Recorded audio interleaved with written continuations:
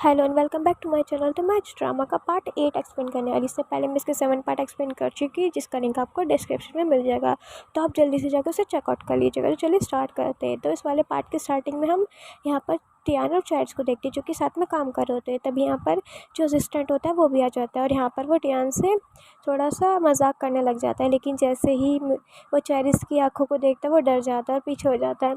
और यहाँ पर वो आके चैरिस को बताता है कि बॉस, आपके आज आफ्टरनून में ना एक बहुत ज़्यादा इंपॉर्टेंट मीटिंग है, जो कि सभी जो शेयर होल्डर है उनके साथ होने वाला है। तो यहाँ पर जो चैरिस होता है वो टियान के पास जाता है और उसे बताता है कि आज उसकी एक इंपॉर्टेंट मीटिंग है। तो यहाँ पर टियान उसे बोलती है कि उसे उस पर विश्वास है, उसे ऐसे पूछने की कोई ज़रूरत नहीं है। और यहाँ पर इन दोनों का लवी डबी बिहेवियर देख के तो सारे असिस्टेंट भी बहुत ज़्यादा ब्लश कर रहे होते हैं। और सीन यहीं से शिफ्ट हो जाता है, जहाँ पर हम चैरिस को देखते हैं, जो कि अपनी कंपनी में पूरे टेशन के साथ आ रहा होता है। और यहाँ पर जैसे ही वो बोर्ड मेंबर की मीटिंग में आता है, तभी यहाँ पर सब उसे देख के रिस्पेक्ट देने लगते हैं, तो सभी को बैठने के लिए बोलता है। और यहाँ पर हम टियान को देखते हैं, जो कि घर आ चुकी होती है, अपने फ्रेंड से बात कर रही होती है। तभी यहाँ पर जेसन आ जाता है, जो उसके डोर को पकड़ लेता है और यहाँ पर घर के अंदर आ जाता है और सीधे से वो टियान को भी पकड़ लेता है और कहता है कि तुमने मुझे मिस नहीं करा, मैंने तो तुम्हें बहुत ज़्यादा मिस करा। और उसे सोफे पे पिन कर देता है और कहता है कि मैंने तुम्हें इतना ज़्यादा मिस किया, तुम मेरी फियांसे हो, तुम मुझे ऐसे छोड़ के कैसे जा सकते हो। और उसको गला दबाने लगता है और वो यहाँ पर चैरिस के बारे में वो बोले जा रहा होता है कि वो कितना बुरा इंसान है, उसने तुम्हें किस तरह से यहाँ पर कैद कर रखा है। लेकिन यहाँ पर टियान उसके हाथ पे काट लेती है।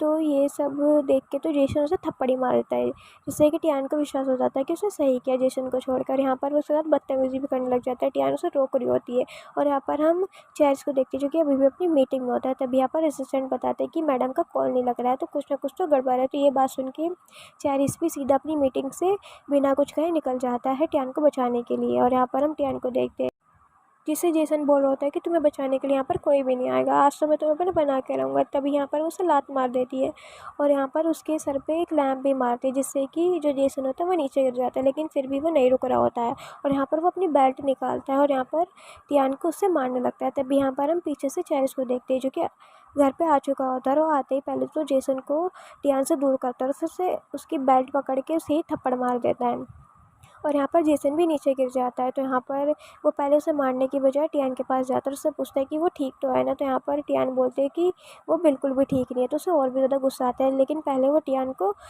रूम में बिठाकर फिर जेसन के पास आता है और कहता है कि तुम्हारी हिम्मत कैसे हुई टियान को हाथ लगाने की। तो यहाँ पर जेसन बोलता है कि तुम्हें क्या लगता है तुम मुझे इस तरह से टॉर्चर करोगे और मेरी फैमिली कुछ करेगी भी नहीं, तुम 2 कौड़ी का एक बॉडीगार्ड हो। तो यहाँ पर वो बोलता है कि अगर तुमने अगली बार टियान के साथ कुछ भी किया तो मैं तुम्हें मार ही दूंगा।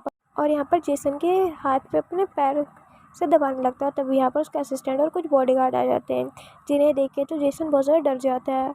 और यहाँ पर चैरिस उन्हें ऑर्डर देता है कि इसे आज ख़त्म ही कर दो। और यहाँ पर वो उससे भीख मांगने लगता है कि प्लीज़ मुझे छोड़ दो और नेक्स्ट टाइम से मैं टियान के आसपास भी नहीं दिखूंगा। लेकिन यहाँ पर चैरिस कहाँ किसी की सुनने वाला था और वो फिर से ऑर्डर दे देता है। लेकिन ये सब देख के तो बेचारा जेसन बेहोश हो जाता है और यहाँ पर हम टियान को देखते हैं, जो कि बहुत ज़्यादा शॉक्ड बैठी हुई होती है और उसे बहुत ज़्यादा डर लग रहा होता है। तब यहाँ पर चैरिस आ जाता है, जो कि उसे पूछता है कि वो ठीक तो है ना। और यहाँ पर वो उसे कंसोल भी कर रहा होता है और कहता है कि मैंने उस जेसन को सबक सिखा दिया। तो यहाँ पर टियान उससे पूछती है कि कहीं तुमने उसे मार तो नहीं दिया। तो वो बोलता है कि कुछ ऐसा ही समझो। तो वो बोलते हैं कि मुझे फ़र्क नहीं पड़ता, मेरे लिए तू भी बेस्ट। और उसे हक कर लेती है और सीन शिफ्ट होता है। यहाँ पर हम जेसन और उसकी फैमिली को देखते हैं, जो कि एक अबैंडन सी जगह पे पड़े हुए होते हैं। यहाँ पर जेसन को जैसे ही होश आता है, उसकी मॉम उससे बोल रही थी कि तुमने मिस्टर लार्क को क्यों ऑफेंड किया, उसने हमारी ये हालत करती। तो वो बोलता है कि मैंने मिस्टर लार्क को तो ऑफेंड नहीं किया, मैंने तो सिर्फ टियान और चैरिस को ऑफेंड किया। तो उसके फादर बोलते हैं कि तुम्हें नहीं पता है, तुमने मिस्टर लार्क को किसी न किसी वे में ऑफेंड किया है। और यहाँ पर वो उसे बता देते हैं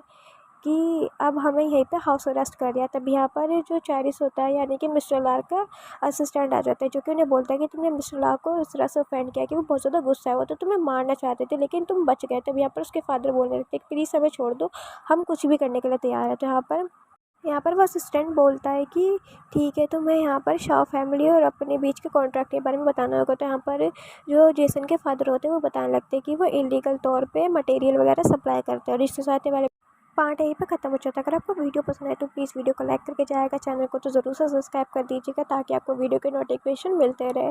और नेक्स्ट पार्ट के लिए कमेंट करिएगा। Thank you.